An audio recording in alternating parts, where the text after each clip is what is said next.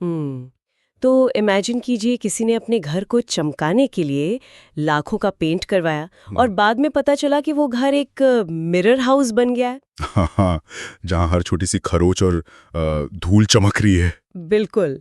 तो आज के इस डीप डाइव में हम इंटीरियर डिज़ाइन जर्नल्स और पेंट एक्सपर्ट्स की स्टडीज़ को खंगाल रहे हैं। हमारा मिशन है ये समझना कि घर पेंट करवाते वक्त सिर्फ रंग चुन लेना ही काफ़ी क्यों नहीं है। और मतलब कैसे फिनिश का सही चुनाव एक जगह का पूरा लुक और फील बदल सकता है। असल में फिनिश को नज़रअंदाज करना बिल्कुल वैसा ही है जैसे कोई नया स्मार्टफोन खरीदने जाए और सिर्फ उसका बाहरी रंग देखकर उसे खरीद ले। राइट, बिना उसकी स्क्रीन क्वालिटी देखे। एग्जैक्टली, बिना रेजोल्यूशन पे ध्यान दिए। सही बात है। स्क्रीन रेजोल्यूशन तय करता है कि तस्वीर कैसी दिखेगी और पेंट का फिनिश ये तय करता है कि वो रंग दीवार पर कैसा महसूस होगा। तो अगर हम इस साइंस की गहराई में जाएं तो हमारे सोर्सेज बताते हैं कि मैट फिनिश वेलवेट जैसा सॉफ्ट होता है। हाँ, और वो खरोचों को भी छुपाता है। बिल्कुल। इससे कमरे को एक कोजी एहसास मिलता है। लेकिन मैं सोच रही थी कि इसके पीछे का विज्ञान क्या है, मतलब ये काम कैसे करता है। तो ये सब सतह की बनावट का खेल है। अगर आप देखें तो मैट पेंट की सतह माइक्रोस्कोपिक स्तर पर थोड़ी खुरदरी या रफ होती है। अच्छा। हाँ, तो जब इस पर रोशनी पड़ती है ना, तो ये लाइट को अलग अलग दिशाओं में बिखेर देती है, जिसे हम लाइट स्कैटर होना कहते हैं। ओ, तो इसी वजह से दीवार की कमियां या खरोचें छुप जाती हैं। बिल्कुल सही। और इसके एकदम उलट, अगर ग्लॉसी पेंट को देखें तो वो एकदम शीशे की तरह स्मूथ होता है, जो लाइट को सीधा रिफ्लेक्ट करता है। इससे कमरा बड़ा और चमकदार लगता है। एक सेकंड, अगर ग्लॉसी पेंट लाइट रिफ्लेक्ट करता है और उससे कमरा बड़ा दिखता है, तो लोग अपने पूरे घर को ग्लॉसी क्यों नहीं करवा लेते? मतलब ये तो सबसे लॉजिकल कदम लगता है ना। सुनने में तो ये आइडिया बहुत अच्छा लगता है, लेकिन रिफ्लेक्शन का विज्ञान कुछ और ही कहानी बयां करता है। जब कोई सतह बहुत ज्यादा लाइट रिफ्लेक्ट करती है, तो वो सिर्फ रोशनी ही नहीं, बल्कि हर छोटी धूल, गंदगी और दीवार की हर खामी को भी हाईलाइट कर देती है। ओ बाप रे। हाँ, हमारे नोट्स में दिल्ली के एक व्यक्ति का वाकया है। उन्होंने बिल्कुल यही सोचकर अपना पूरा घर ग्लॉसी करवा लिया था। नतीजा ये हुआ कि उनका घर किसी शोरूम जैसा बन गया, जहां हर कोने से रिफ्लेक्शन आ रहा था। यानी घर कम और जिम ज्यादा लग रहा होगा, रात में तो वो लाइट आंखों में सीधे चुभती होगी। एकदम। अब इसके उलट बैंगलोर के कपल की कहानी देखते हैं। उनके मास्टर बेडरूम में पहले ग्लॉसी पेंट था। उससे रात में लाइट रिफ्लेक्ट होकर आंखें चुंदिया जाती थी। जो कि बहुत अनकंफर्टेबल है। बिल्कुल। फिर जब उन्होंने उसे हटाकर मैट करवाया, तो वही कमरा एक शांत स्पा जैसा बन गया और रात में पढ़ना भी आसान हो गया।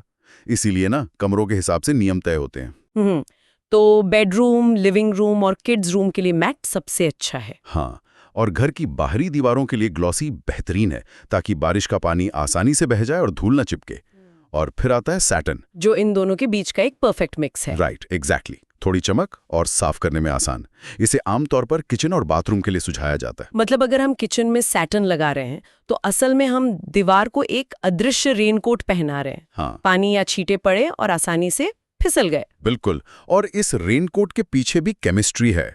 सैटिन में रंग वाले पिगमेंट से ज्यादा बाइंडर होता है, जो सूखने पर एक स्मूथ प्लास्टिक जैसी परत बना देता है। वाह, ये तो बहुत इंटरेस्टिंग है। हाँ, और इसीलिए पानी अंदर जाने के बजाय मोतियों की तरफ फिसल जाता है।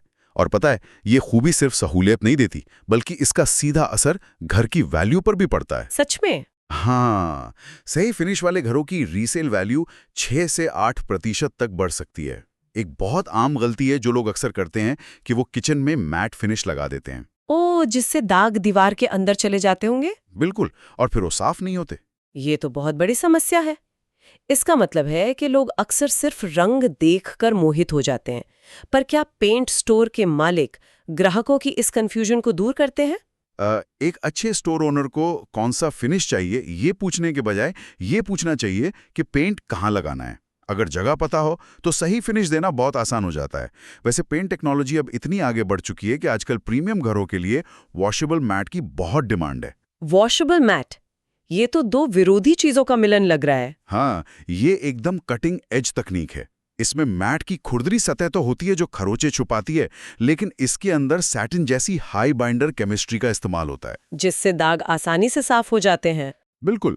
सस्ते पेंट का फिनिश बहुत जल्दी खराब होता है, इसलिए हमेशा बजट में रहते हुए प्रीमियम पेंट चुनना चाहिए। तो कुल मिलाकर बात यह है कि पेंट का फिनिश चुनना सिर्फ दीवारों की सजावट का हिस्सा नहीं है। ये कमरे की ज़रूरत और उसकी केमिस्ट्री को समझने का खेल है। सही कहा। ये सिर्फ रंग भरने की बात नहीं है, ये किसी भी जगह के एहसास को पूरी तरह से बदलने की बात है। बिल्कुल। और इसी बात पर एक गहरा सवाल जहन में आता है। अगर दीवारों का सिर्फ एक फिनिश किसी कमरे में लाइट और स्पेस का भ्रम पूरी तरह बदल सकता है, तो क्या हमारे आसपास मौजूद ये अलग-अलग टेक्सचर और फिनिश चुपके से हमारे रोजमर्रा के मूड और हमारी साइकोलॉजी को भी लंबे समय तक कंट्रोल करते हैं? ये तो सच में सोचने वाली बात है ना? तो अगली बार जब भी किसी दीवार पर नजर पड़े, तो इस बारे में विचार जरूर किया जा सकता है।